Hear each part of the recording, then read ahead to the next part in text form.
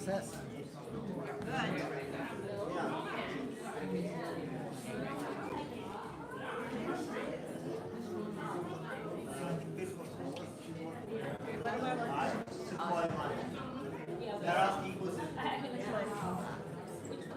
Okay, so that's what it is there.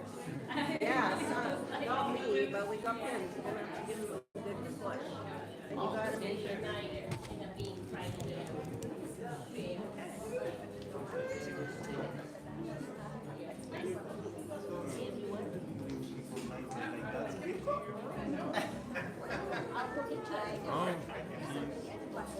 Hi.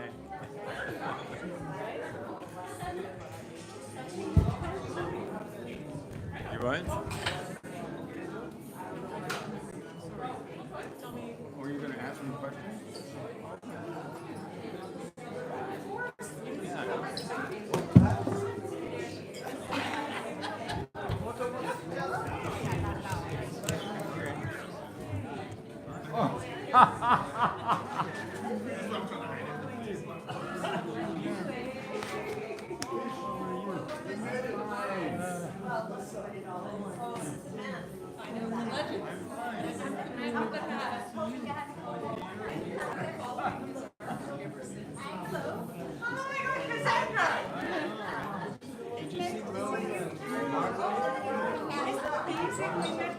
What, an hour, 6 years ago, and it's like, oh, I'm doing fine.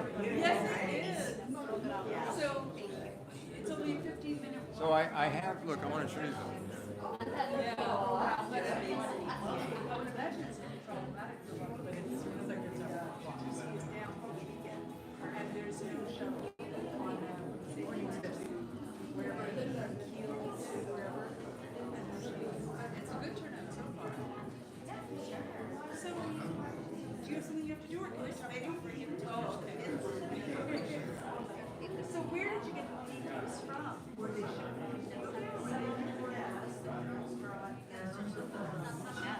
Okay, yeah. Like, so I found it on a YouTube video. Oh. Okay.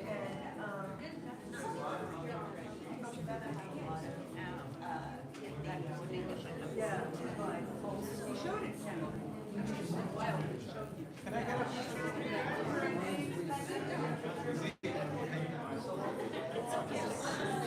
It's like a year, so it's been a year. So is that important that a celebration of life happens a year after? And like a celebration of life happening a year after, which is wonderful, but is that a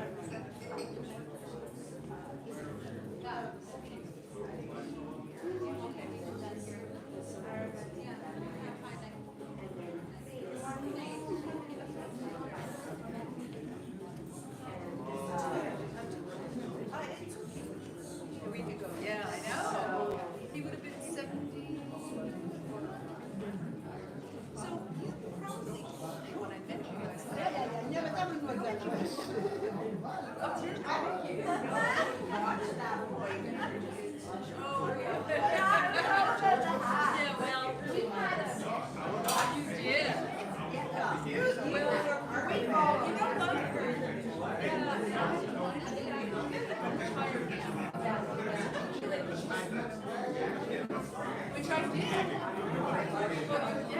was there for 4 years. Like having a 10-course meal, a tasting room, and everything is beyond just bags of food. And these days tend to go home with us.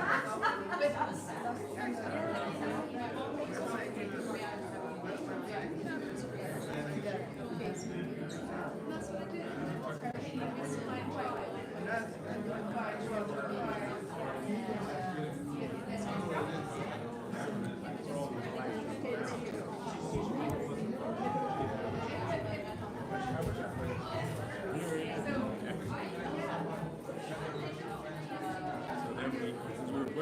We put in new sod, new grass. So the backyard is not very big. We have a quarter acre. And we put down all the compost and all that. There's Anna working.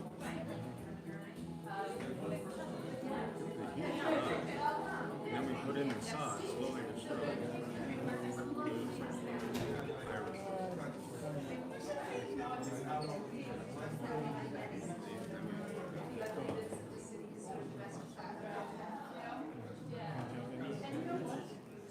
No, we don't have any.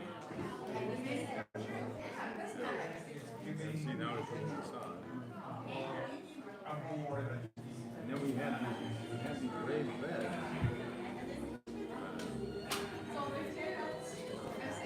Oh, he's getting your picture. So we had these raised beds, and where we used to plant the things, the termite ate it. Okay, so we had to take all that down.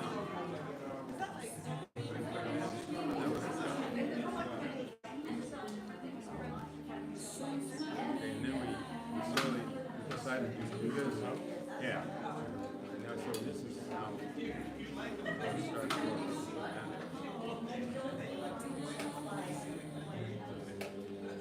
Hello. Hello. How are you? Hot. Yes, I know, right? I forgot how humid Toronto is. Yeah, it took us 2.5 months to finish. It's hot there too, but Yeah. feels different though. I'm in Victoria. We're in Victoria. So it is warm, but not unpleasantly so. And we're surrounded by the water, so there's always a nice breeze. Yeah. And spring coming early. Well, yeah, things are blossoming pretty early there, for sure. So look, that's what it looks like now.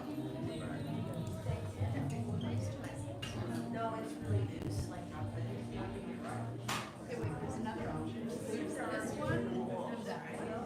This one? Yeah.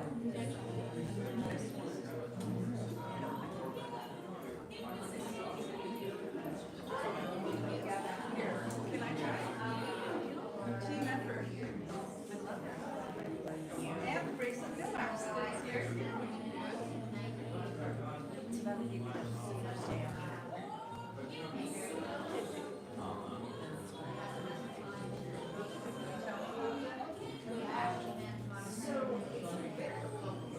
I got nothing but time. Right. So, two of my friends, Senator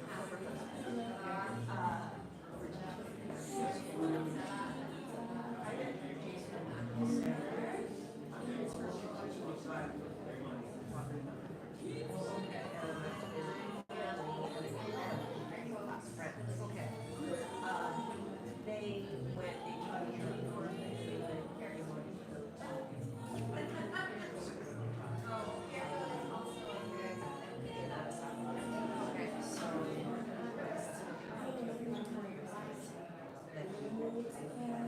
then they came back, and yes, and they spent like 2 days here, and then that's their life. But anyway, they came back.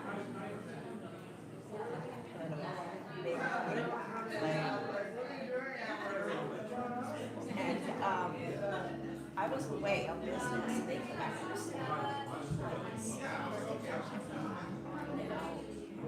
Back then, like the 1990s, right? leaving messages.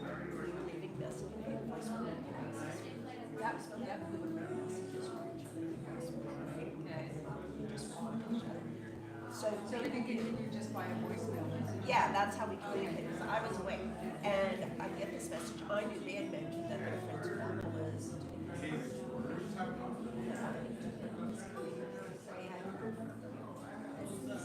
the odds?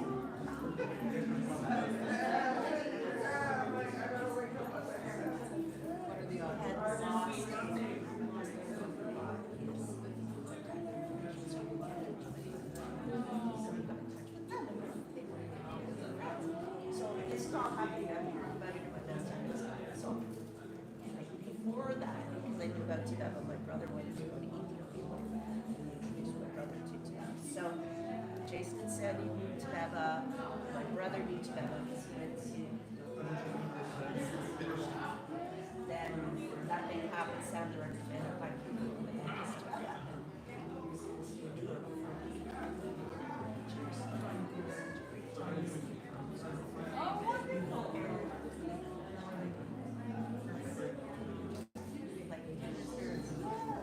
It's easy, eh?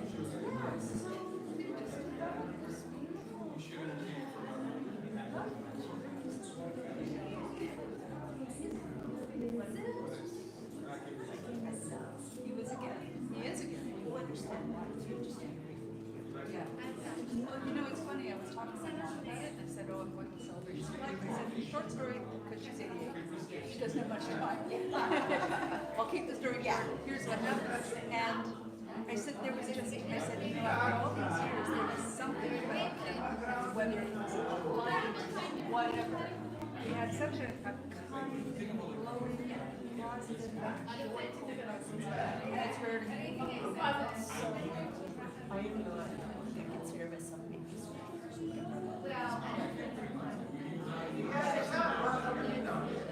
the way I describe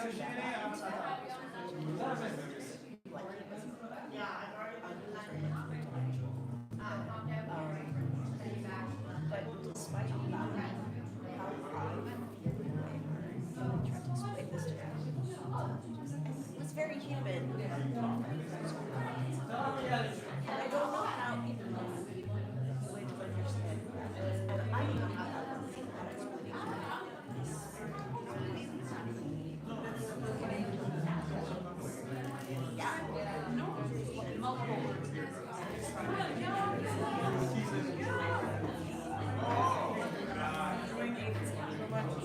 stop now. Just don't give me more. Like it's crazy, right? Like the magic that can come through anything. And isn't it great that he left a legacy? I mean, he's going to live forever because and not all of us have that presence of mind. You would love it.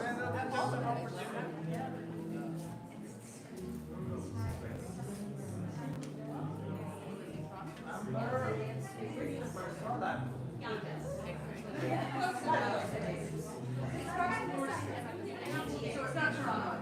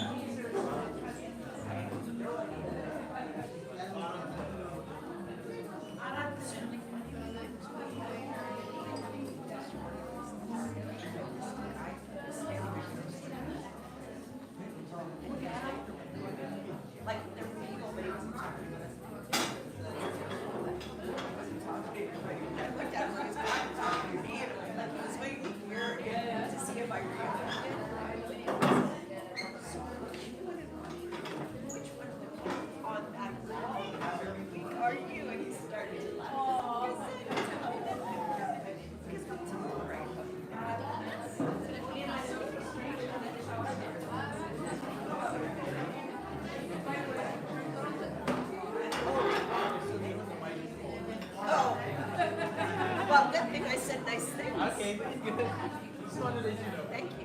Everybody's sharing with the whole room. Second floor. I'm just, are you Because I know it's live. This is gonna be what everybody's Is it live now? So they heard that conversation. It's okay. We were talking about. Oh, well, we were talking about various things.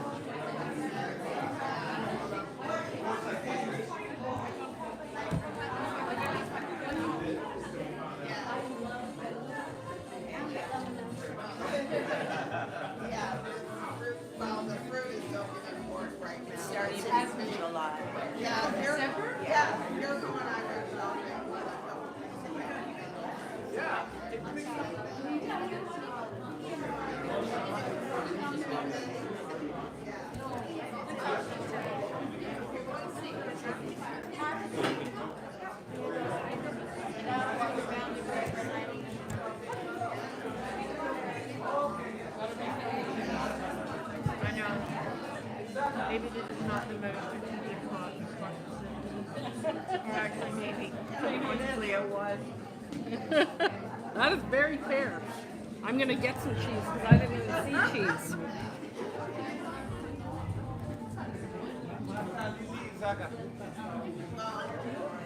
No, cigar.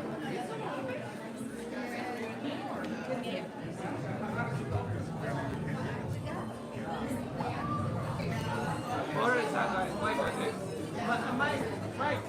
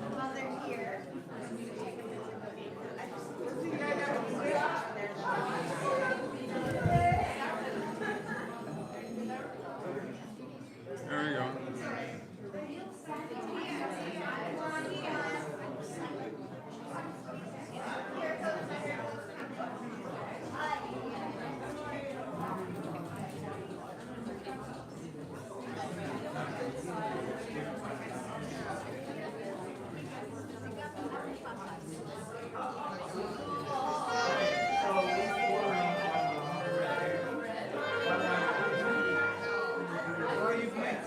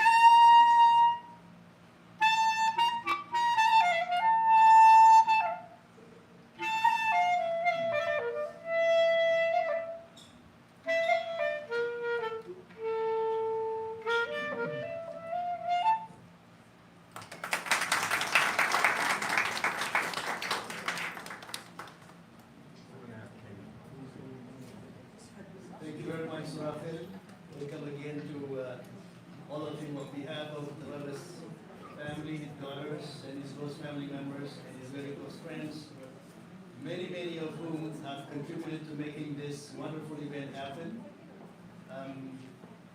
We're also live streaming this program, so there are people all around the world who's watching live as we speak, people in Ethiopia, in the United States, Germany, the United Kingdom, Switzerland, all over the place. So, and welcome to all of you who are following this program virtually. And thank you all for joining us today. Of course, we all miss the weather, there's no doubt about it, but I personally feel that people who are in literature and art are in some ways lucky because they live through their work forever and ever, really. So Tababa is among us through his work and through the very many connections he's forged over the years, the many people he has influenced, many of whom are here or virtually joined us. So this is really a celebration of his life. And again, thank you all for joining us. My name is Gion Shwangzao. I'm one of the many extended friends of Tababa. I met him about 25 years ago, I think, here in Toronto. The same time I met his very good friend Pirko. Here, I think it was at his cousin's place, Seifu's place. And ever since then, like many of you, I was taken by his personality, his humanity, and his outlook that I found to be very, very different than anybody else I've known in my life before then. And over the years, I have made many visits, almost yearly, to his house in Ethiopia, his enchanting house. Those of you who haven't had an opportunity to see it, it's just a sight to see, especially when he is in it, be it in his living room, chatting up with people, or in his outdoor studio where he paints in the mornings most of the time, listening to various types of jazz and really nice tunes. And then in the afternoons, he would go into his garden, his herb garden, and he would meticulously garden, almost meditate on those little plants. And I was always mesmerized. I would, a bit of a confession, I'm not known for being a very patient man. I think one of the influences that the Baba had on me was that I learned to be patient and to reflect on things as opposed to, kind of go, rah, rah, rah. So, I think this is going to be a great event. Like I said, it's a celebration of life. It's not a morning event or anything like that. Of course, the Baba was a very, very highly celebrated and accomplished Ethiopian artist, known for his bold visual language, his deep philosophical reflections, his lifelong commitment to artistic expressions. He was born in Harar, as I later found out, and of course later he was based in Addis Ababa. His work blends all kinds of expressions, including abstraction, symbolism, storytelling, and many others. And beyond his art, Tababa was a thinker, almost a philosopher. Every time I spoke to him, I always felt like I'm speaking to some guru who completely twists my mind and then kind of helps me reflect in things that normally I wouldn't give any attention to very differently. So he was a people's artist, I think would probably describe him the most. And also, of course, conversations with him were multi-layered. And every time I came out of his house in the evenings, I felt like I've become a better person. And I mean it sincerely. So that's how influential he was. As you explore some of his work today in this exhibition, you'll notice that many of his artwork is not titled. They don't have actual labels or names on them, with the exception of maybe one or two. And this was a deliberate choice because Tababa believed that the meaning of a painting should be reserved to the viewer themselves. In his own words, and I'll read out what he said once. Art is an expression of one's own feelings, emotions, and characteristics for both the painter and the viewer. Those were his words. He believed that every piece of art evokes a singular response from everybody, unique to each individual's experience. So that was the Baba. So we hope you enjoy this lively tribute and we celebrate his life, his art, and his legacy. And thank you again for joining us. I'll quickly introduce the program for today. and then I'll hand over the mic to others who can express the Baba and what he meant to all of us even much better than myself. We've been, mingling here. We had a little bit of a delay in getting started, so apologies for that. And then we have an interactive canvas somewhere. Where is it? There it is. There it is. There it is. So one of the things that the Baba loved everywhere, whether it was an art residency or an exhibition, was that he loved to give people an opportunity to express themselves in whatever shape or form they want. So I think his daughters and the organizers felt it would be appropriate for all of you, as we go through the next couple of hours, to go to the canvas and reflect on the Baba or anything that connects him with you, or anything else for that matter, and then put it in some kind of color. And then we would have some tribute speeches, if I could call it that, from a few people here who are very near and dear to the Baba. I'll introduce those very quickly.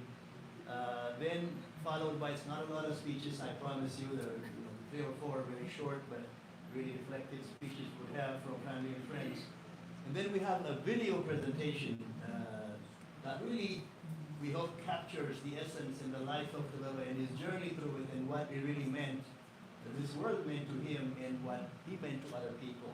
And there are a few tribute videos from his family and friends all over the place in the world, in many different countries, that Pirko spent hours and hours creating a montage.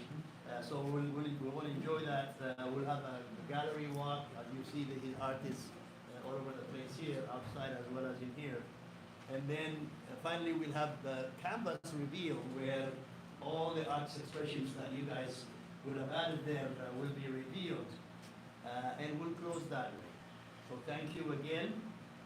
I think let me just go to my notes here so that I don't screw up the order. Our first speaker is Louise May, a very good and very close friend of the Baba from Winnipeg. They met, I think I was told, in 1996, and she will tell you the rest of the story. So thank you.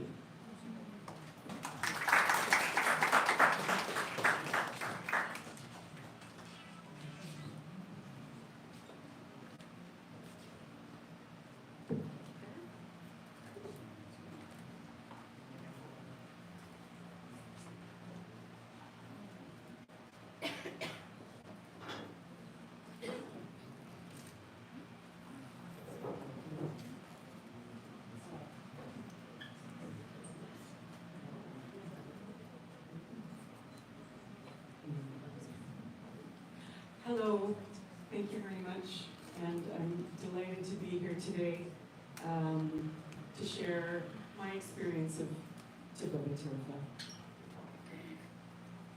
I'll start with a poem. It's a puzzle. One piece floats on an unexpected breeze, scented with jasmine. One piece pierces the night sky like a shooting star, and just as suddenly leaves darkness.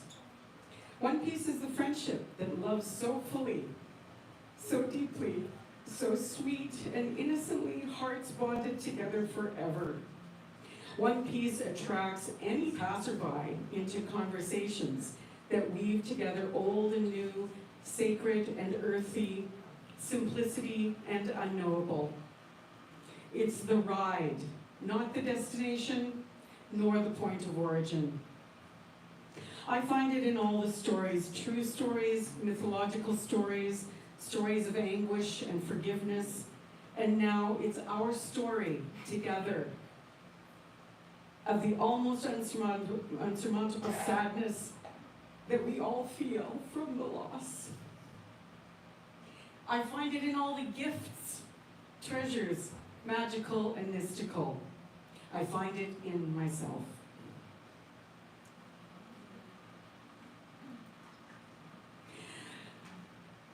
Tababa was a true romantic. Early in our friendship, he gave me these 2 small paintings made on goat's hides. The script on the second one translates roughly to a hidden love. You can harvest it like the pepper in the garden without making a sound. Tababa told me the story of how he met Amsala. the great love of his life.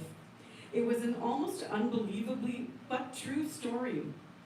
It was bad times in Ethiopia. He was imprisoned for being an artist, thinker, teacher, tortured and not knowing if he would live another day. He and Amsala locked eyes through a small opening in the door of his cell. Later, he was thankfully released, and they met again by chance, and that beautiful love brought us the gifts of Lily and Marta.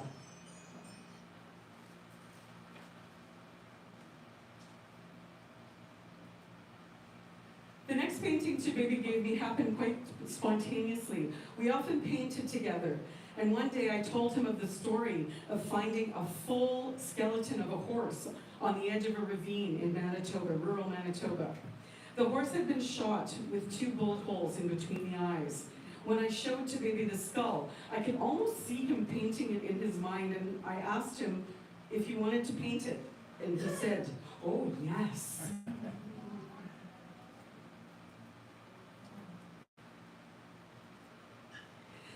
Chibibi was one of the most generous artists I've ever had the pleasure of knowing.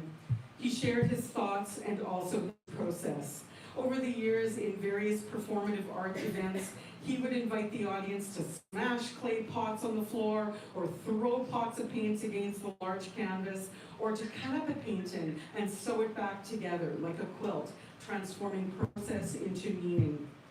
The following images take us back to the St. Norbert Arts Centre, Winnipeg, a place Chibibi called his home away from home. This was a paint night where participants drew their inspiration from Chibibi's paintings. We mixed our own egg tempera paint with natural pigments, and the result was an evening of connection as we experienced a sample of the joyousness of painting that is the hallmark of Chibibi's work.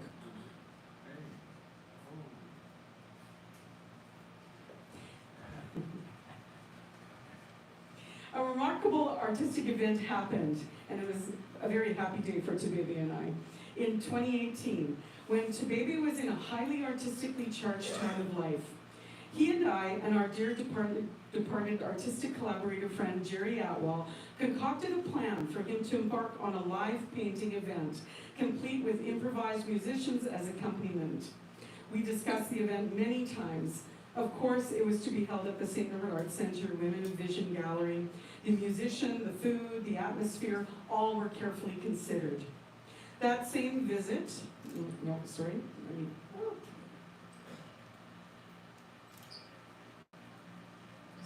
through a few here. I think there's no sound.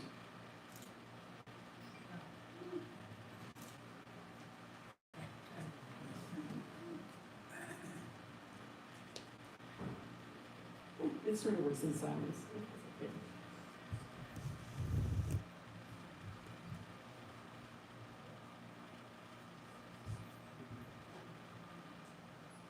This is the opening sequence, meant to feel like a bit of a ritual. Here he started painting, and the cellist, saxophonist, pianist, a couple of percussion artists were playing in response to his movements and gestures in the paint. And he painted while the audience watched.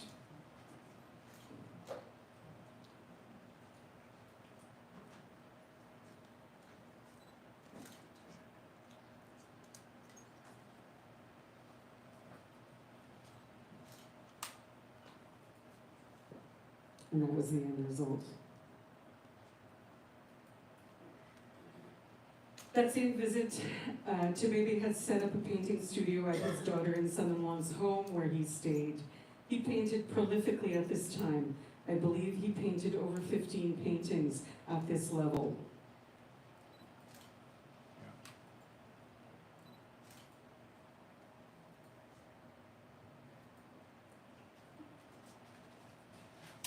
Our last visit, that was thankfully 3 months in Winnipeg, was full of joy and surprises. As always, his visits brought me closer to the true loves of his life, Marta, Lily, Becky, Gabriel, and Adriel. For all this time, I have referred to these beautiful people as my Ethiopian family, and I love them more and more with every visit. As is our custom, within a few days, we went to his favorite art supply store to get what he needed. It was always so much fun to be with him there, looking at all the brushes, paper, canvas, paints, like a little kid in a candy shop. This visit was different. He told me many stories that I had never heard before in our almost 30-year friendship. And many of our coffee visits were spent looking at his many books, which I had never seen before. This only served to reinforce the immensity of his imagination and the breadth of his visual language. Well, it would be nice if you had the sound for this one, but he's remarking upon each and every one of these was like a child to him, and he called them all, oh, this one, and this one, oh, this is a special one. And so he's showing me all of his sketchbooks, and this is a mother and a baby, which we spoke about for a bit.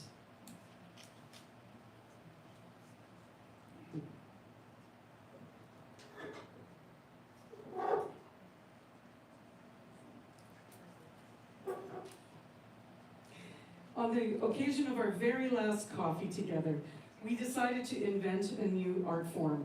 It involves splattering our last drops of coffee onto the paper and then drawing whatever our intuition brought forward. This is my representation of what Tubebe meant to me, infinity. Now, Tubebe lives close to me. Lives close to me as I attempt to memorize his art like poetry. I always look at the darkness in the one side and think about that white band and the stitching that holds it together. That's where my eyes go first, and then I think about the three little faces that in teal and black that sort of seem to be on their own but communicating, and that leads me to the little cross, which is always a bit of a startling image for me, and then back around to the various different little splotches and inside, back and forth, the soft edges and the hard edges, and then finally I always end up back in that little slit in the middle, that dark slit with the yellow around it, where I just feel like I want to dive in and feel that whole infinity of everything. And that is how I am now living with Tubebe in my heart, by memorizing his paintings. Thank you all.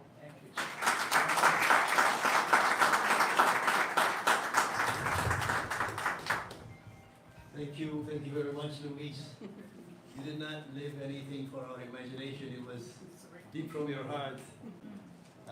Thank you for taking us through that whole journey of how you experienced Tubebe and what a special man he was. I mentioned earlier that I'm not an artist, by the way, full disclosure. I'm not an artist, far from it. But I did mention earlier that Tubebe touched me in a very different way than anybody else in my life. And I'm one of those people who's surrounded by all kinds of people in my life, but he was a singular kind of guy. I remember one time, maybe 7, 8 years ago, I was at his house again, visiting him in Addis. He was not there actually, and the caretaker told me, hey, you should arrive shortly. And then he called me on the cell phone and he said, hey, I'm on my way. I had a hospital appointment and I'm rushing back. So when he got back, he told me how long it took, and things don't work in the way that you might think in some of those places. But he didn't complain, and he taught me a life lesson just in that conversation. He said to me, you know what struck me was not that it took so long and things were not efficient, but I was very sad by the state of the reception room, where all those people who come here looking for some type of health care, some type of support, are waiting to be taken in. And it was so bland, there was nothing there that was calming, that would get them to settle down. So he went on to describe to me how some of his art actually is displayed in hospital receiving rooms and hallways. I think he gave me the example of Munich, and he showed me some pictures, and he kind of taught me how when people come to hospitals or any other place where they require services, in this case desperately, how that reception room and how the ambiance and the colors and the combination of that environment is 50% of their healing. By the time they see the doctor, they're feeling better, they're feeling taken care of, they're feeling very positive. So that was a huge lesson for me. Enough of my experience. Our next speaker who will share his experience with us is this gentleman here, John Lawson. John met Tababa all the way back in 1972. He was a young man, 73, 72? 73, 72, whatever. Yeah. In Harar, where John was amongst the Peace Corps volunteers who came to Ethiopia to teach in high schools across the country, and a lot of them from all over the United States. And he ended up meeting Tababa there, and I'll let him describe the rest of his how he experienced Tababa. Thank you. Talis. Never allowed to.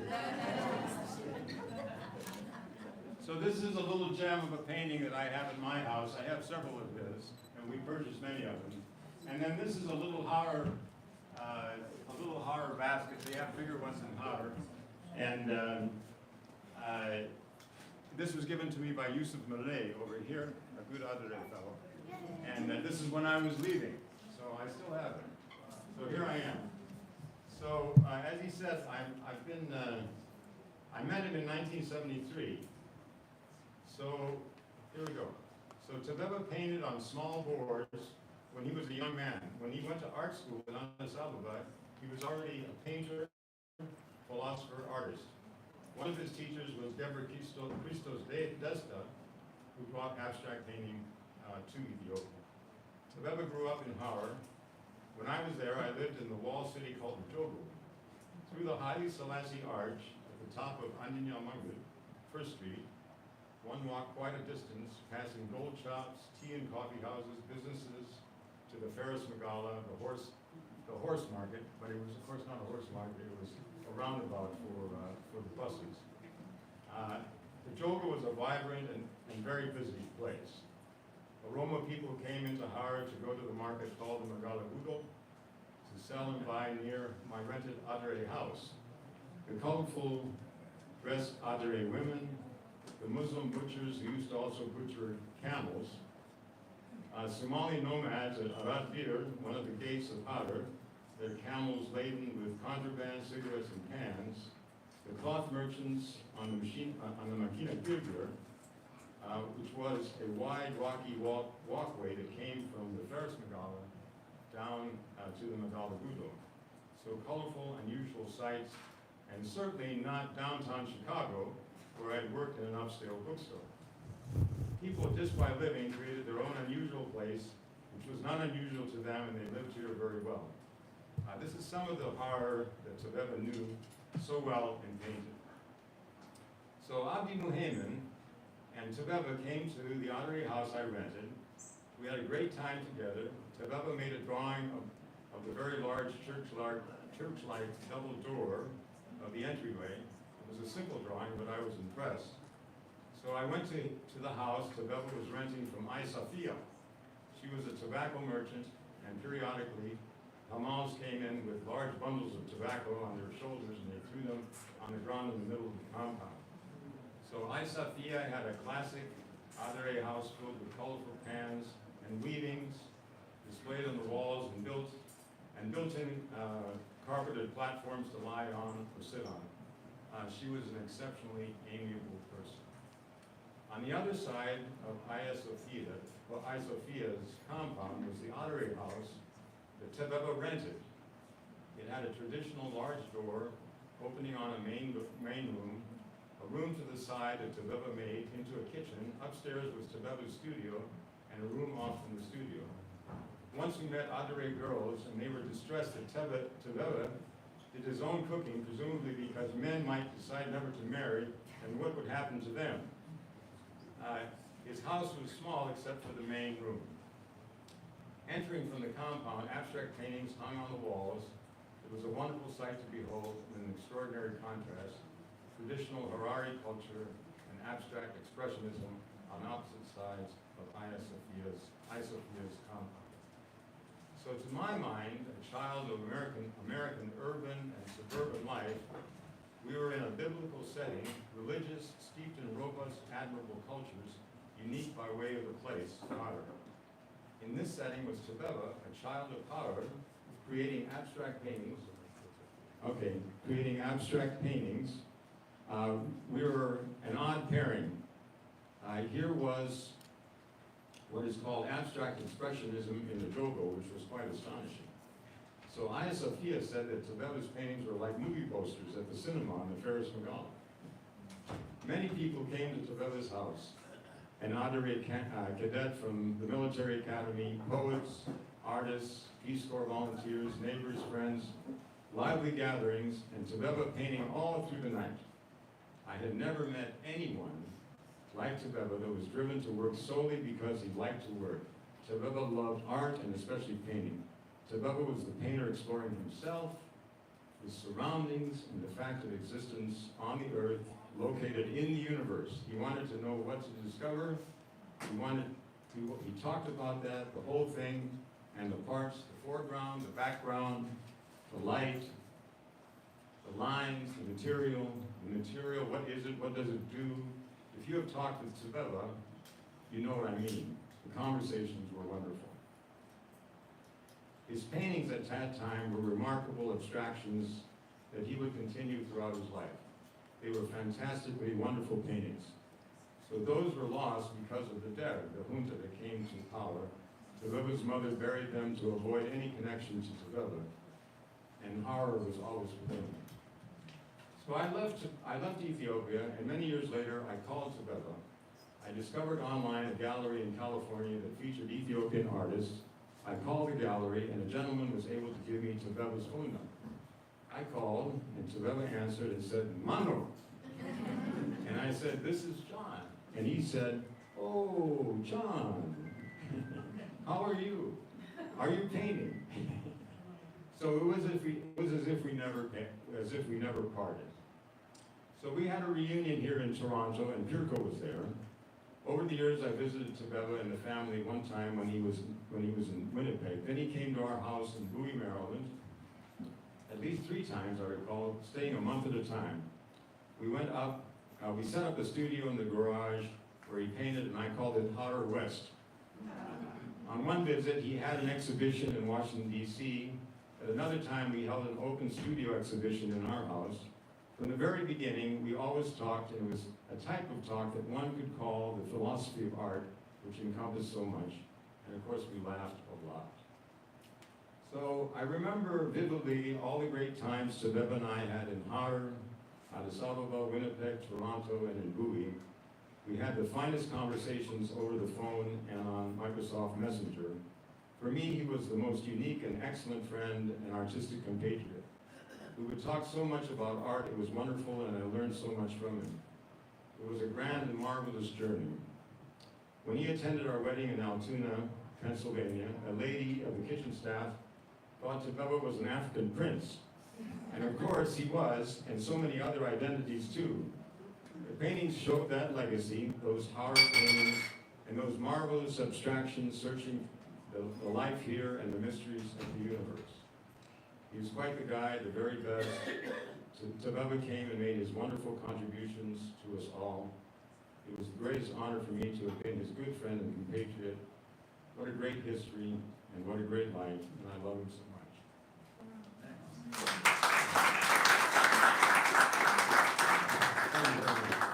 So I have just one other little small thing from my wife Annie. She was going to come here, but her sister, my sister-in-law, broke her shoulder, and so she's taking care of her. Anyway, she loved Tebeba very, very much. So she has this little piece here, and I'd like to express it. Where does one begin to explain a deep love for Tebeba? We all have felt the pull towards him. He was, and always will be, a light in this world that touches all who have had the good fortune to meet him, and most especially become his friend. Tebeba was a kind, caring, compassionate soul. When spending time with Tebeba, one felt his energy, his excitement for painting, all forms of art, his love of gardening, the soil, the earth, sharing stories, his thoughts on life, friendships. Tebeba created a little heaven Here on earth was his beautiful magical garden full of greenery and flowers that he so loved, colorful pots, and art in abundance, a quiet place to contemplate, to enjoy a simple cup of coffee, just to be. Over the years, John and I have shared many wonderful moments and adventures with Tebeba. Every day with him was a gift. He could be serious and playful. On the playful side, one evening, Tebeba and I laughed ourselves to tears as he modeled some crazy-looking wigs that I got him to use in his street performances in Addis. A fond memory indeed. There is so much I could say about Tebeba, as many of you have so eloquently expressed.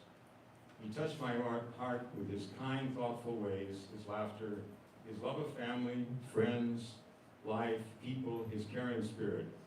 There is something extraordinarily special about Tebeba. I feel it in my heart. It's a feeling that is difficult to put into words. It is my great honor to have had Tebeba love me and call me friend. I will forever treasure our time together, cherish him always, love him always, and remember him as one of the finest human beings on this earth.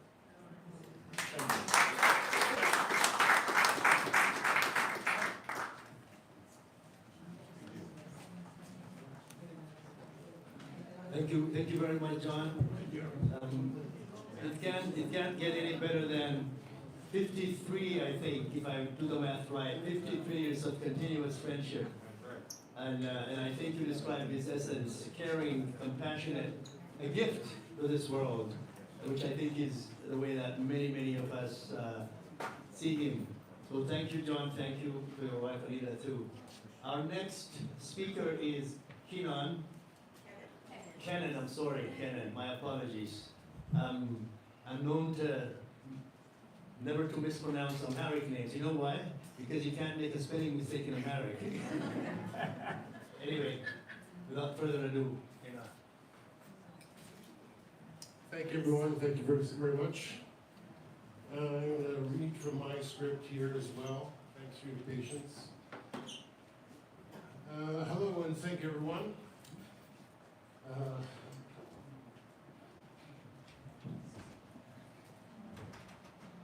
It's going to be a hard one.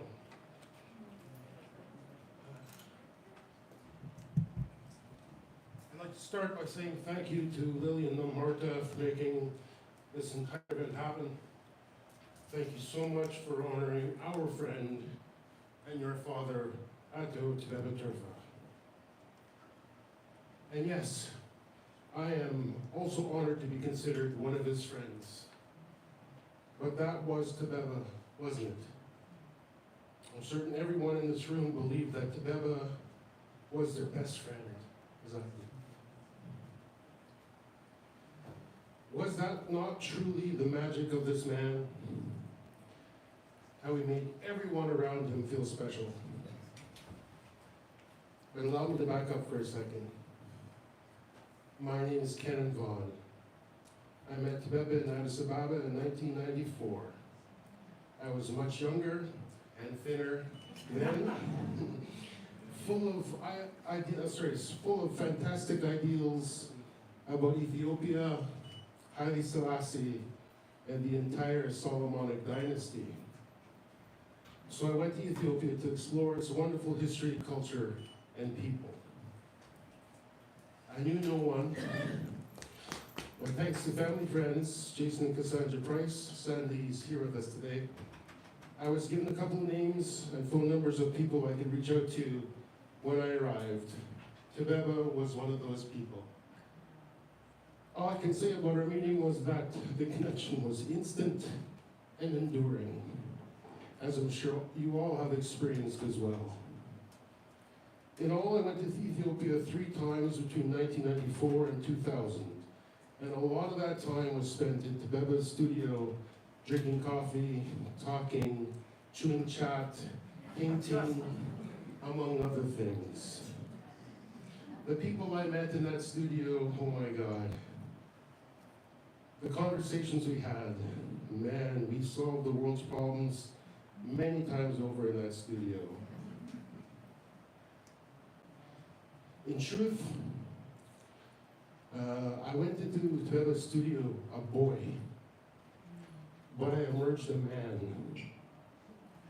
It's not because I lost faith in the old gods or the new, but because of the things I heard in that room, spoken by the most artistic, articulate, intelligent, progressive, and well-known of Ethiopia's modern-day artists, writers, and politicians, was that men are not made great by adhering to ideals, but by challenging their imaginations to look beyond the surface.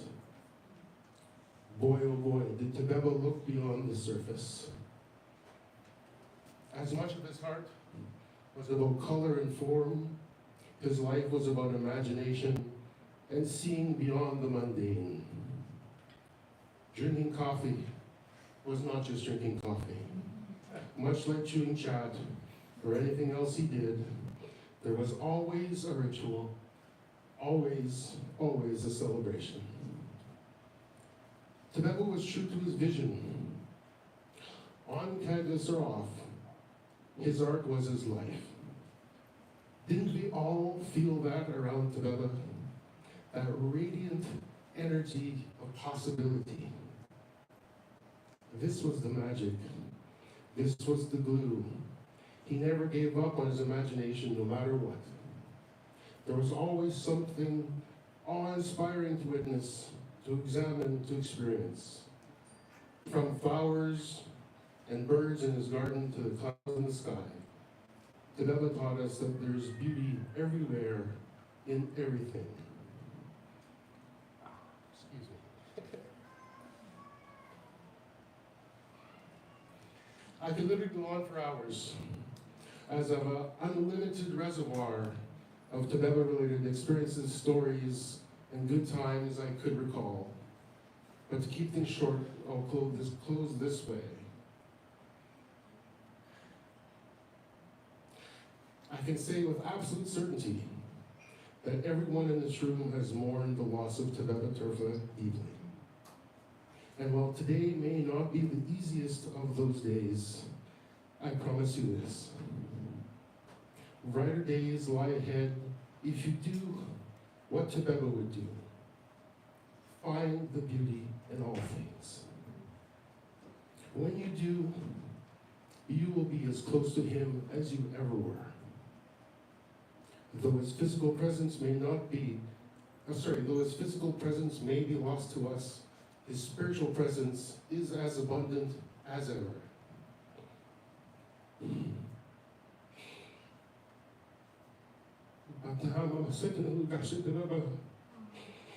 For teaching us to see the beauty in life. Until we meet again, my friend. I wish everybody well. Thank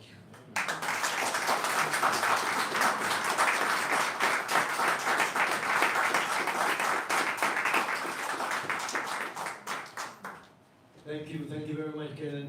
That was deeply felt, and thank you for being bold to share it with us, challenging us to look beyond the surface, finding beauty and meaning in everything all around us. Those sound like, big words, but I think Tebeba truly exemplified that. And Karen, I think many people in this room share your sentiments around that, so thank you. Thank you from the bottom of my heart, on behalf of, again, the family here. Our next speaker is one of the closest friends and family, really, of Tebeba Pirkosari. I'll let her express her thoughts through here.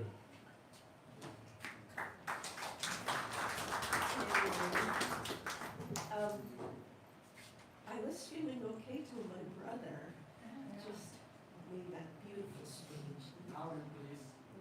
It was beautiful. My brother just spoke the most beautiful words, and I'm feeling a little emotional now. So my name is Pirko, and I've known Tebeba since his first trip to Canada in 1995.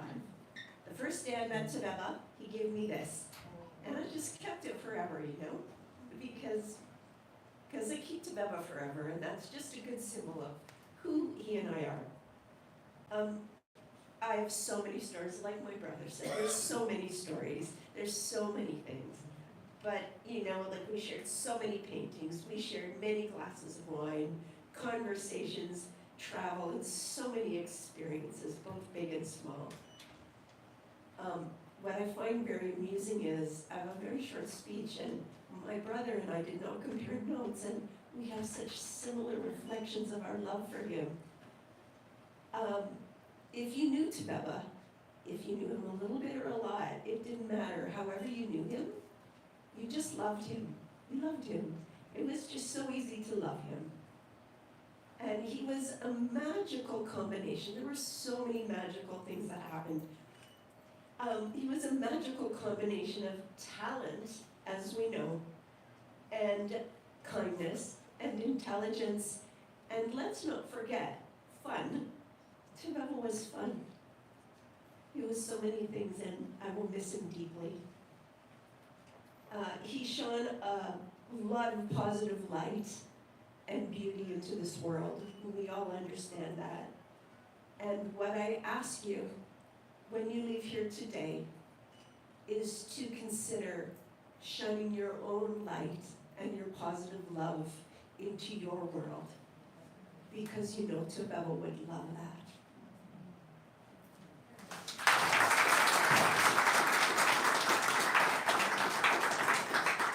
Thank you very much, Birko. Thank you.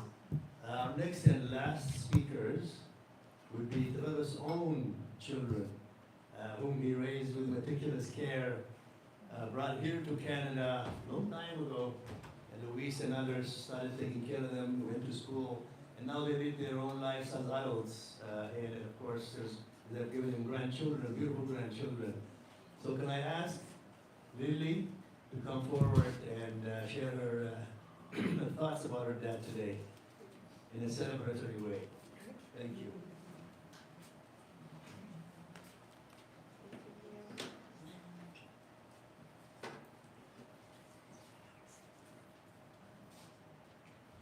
Thank you so much for coming today. Thank you so much for coming today. My name is Lily.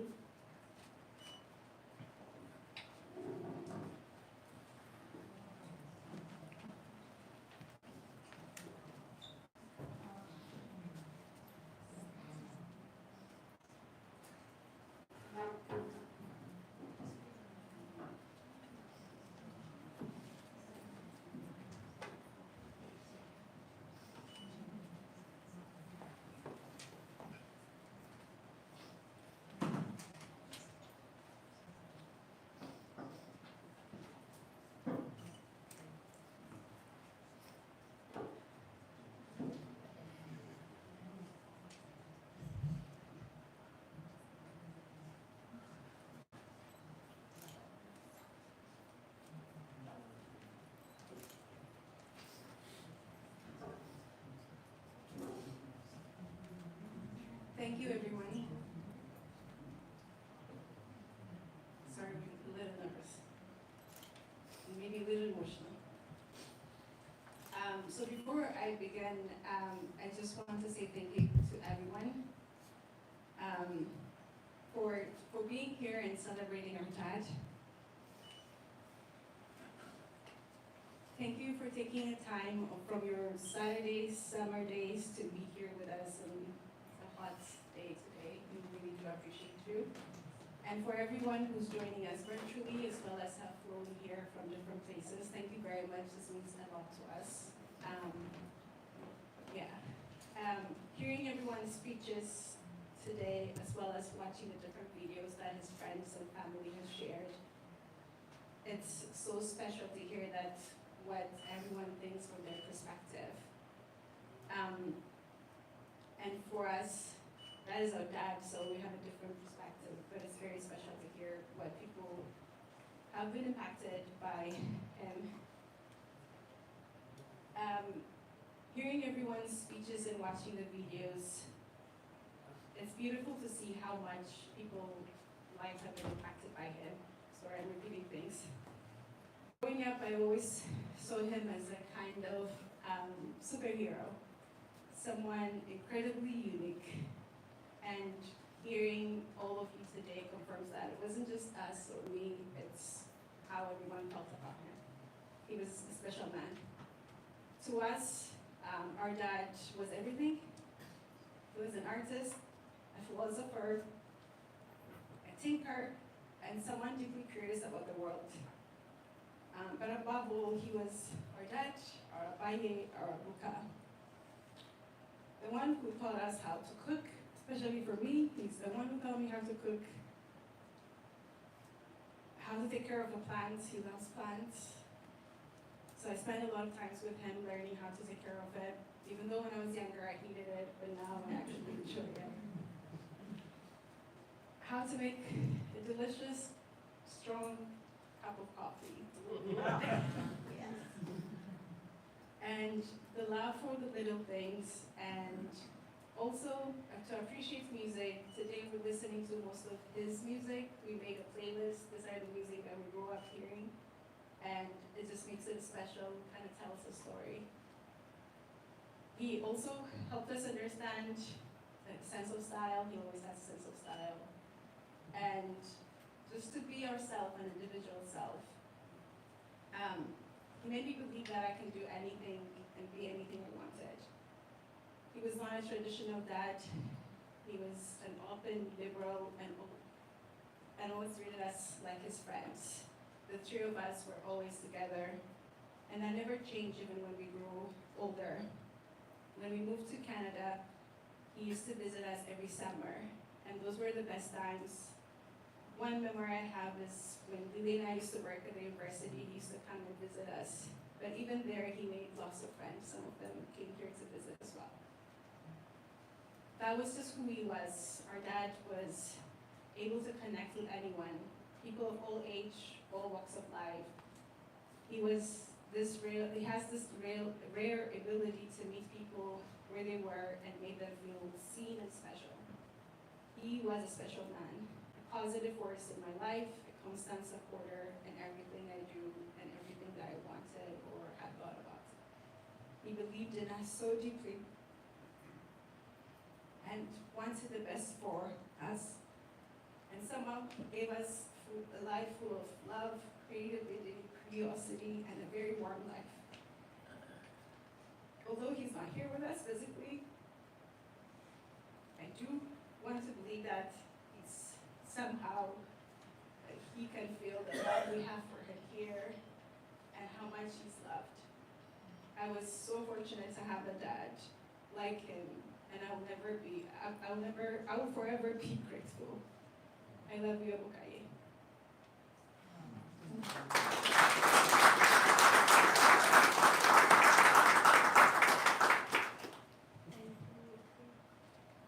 Okay.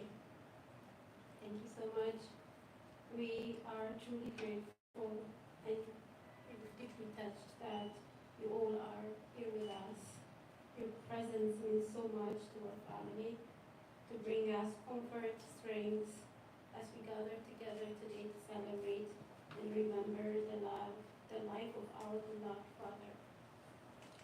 Our father is more than one of the famous, most prominent and celebrated artists. He is the soul of our family, one of the kindest, most genuine human beings I have ever known.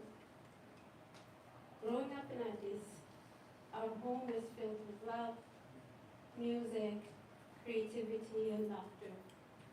My sister and I had the happiest childhood.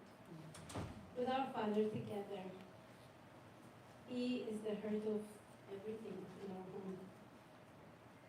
He was a loving, very present father who nurtured our joy and curiosity with calm and genuine spirit. He loved his studio. He used to spend hours creating immersive colors, canvas, imagination. We've spent hours and hours there. We would pick by the window, we'd walk into his studio. He just doesn't mind. He used to tell me when I was little, he used to work really late. I I wake up and I don't find him beside me. I wake up and I go to his studio, and then in the middle of the night, and then he'll give me some colors and paper to draw in the middle of the night, and I will, and then he told me I would sleep on his lap. It was just so beautiful. His studio wasn't off limit to us. It was a place of wonder. Watching him paint taught me more than just art. Taught me about patience, dedication, and what it means to live with passion. Outside of the studio, we found joy in gardening. Our home in Addis was surrounded by beautiful flowers, plants, herbs, trees, all created by his hands. He taught us how to care, how to nurture, how to find joy in the process of growth. What truly set our father apart is his spirit. He had a light within him, and I heard it from everybody today on the street. And he draws people to him. He made friends effortlessly, young or old, neighbor or stranger. He was a magnet for connection, effortlessly bringing people together from all walks of life. Today, he continued to inspire all of us. He was a caring grandfather to my boys, Gabriel and Adriel. They adore him so much. He comes to visit every summer. He plays with them. He makes an effort to understand what kind of game they play, what kind of movie shows they watch. He tries to remember all of that so that he can have conversation with them too. Today I also, Marty and I also want to express our deepest gratitude. More than 25 years ago, when our father was in Canada, he was seriously ill. It was the kindness and compassion of friends and that helped him save his life. My sister and I were young at that time. We have heard the stories many times. We'll never forget that. We'd like to sincerely thank our families in the US, Canada, Addis Ababa, and very close to us, who were taking care of us while he was taking care of his house in the US and in Canada here. We want to thank a few people. We want to thank Dr. Asafa, Dr. Aragua, and Ato Alula for stepping in and helping our father receive critical help in the US, and we will never forget that kindness. We also want to thank the doctors in South Africa, because he did have a second heart surgery in South Africa. And we want to thank Sarah and Rosemary for arranging the surgery there, and it was successful, and he recovered right away. He made friends in the hospital. He showed us pictures. And, it was beautiful hearing that. Our father never took his health for granted. He remained disciplined, committed to staying healthy. So he continued to work, create the amazing works he does, and share his art with the world. One of the things that stayed with me most is something that he always used to say to us: always have passion for art and for life. That's who he was, someone who lived with purpose, with heart, and with authenticity. Today we are here celebrating his life. We carry forward his legacy, a legacy of love, creativity, kindness, connection. We miss him deeply. We are so proud of the life he lived and the example he set for all of us. Thank you so much, and I wanted to say thank you to individuals and volunteers who brought this event to life. Tugirma, Gion, Pirko, Bahailu, Itacho, Geta, and all our volunteers who came from the U.S., Kasahin, and our volunteers who came from Winnipeg all the way from the U.S. and from here in Toronto. Thank you so much. This wouldn't happen without you. Setting everything, when we came here at 1 o'clock, we all were hands-on, setting everything on time. Without you, this wouldn't be true. Your contribution to this event is deeply appreciated, and we are very grateful for your kindness. Thank you so much.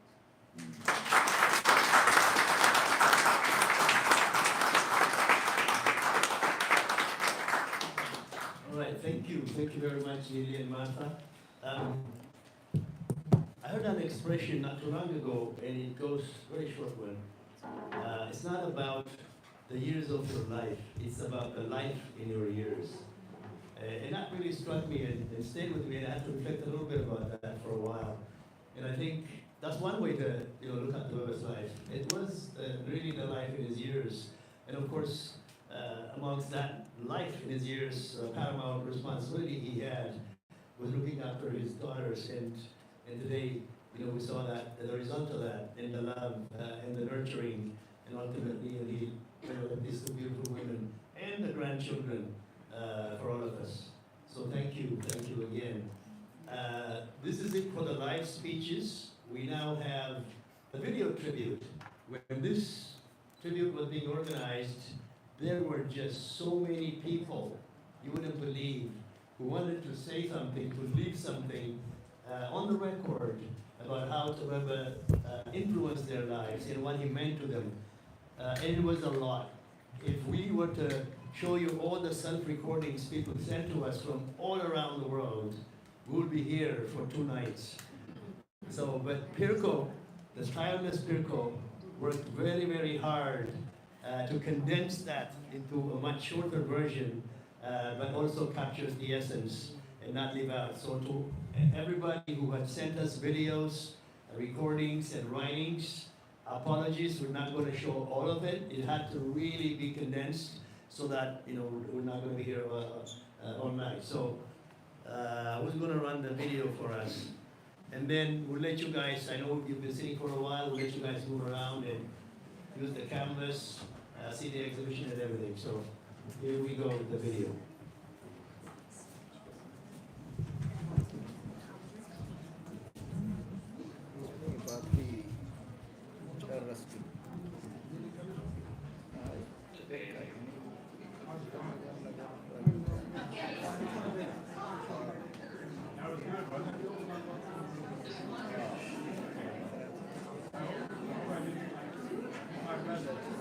ብቻ ነበረ ከሳለ በኋላ